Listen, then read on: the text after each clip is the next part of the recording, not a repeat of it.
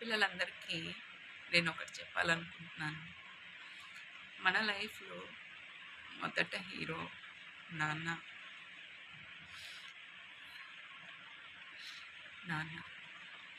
మన లైఫ్‌లోకి ఆహ్, వేరే మగాడొచ్చినప్పుడు మన నాన్నని మనమే జీరో చేసేస్తాం.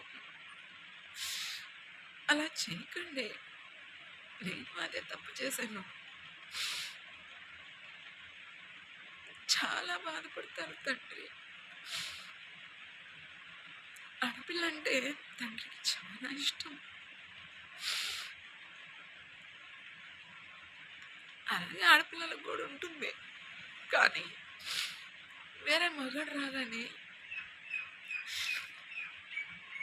చిన్నప్పుడు గుండెల మీద తన్నించుకున్న తండ్రిని నిజంగానే గుండెల మీద తన్నేసిపోతారు.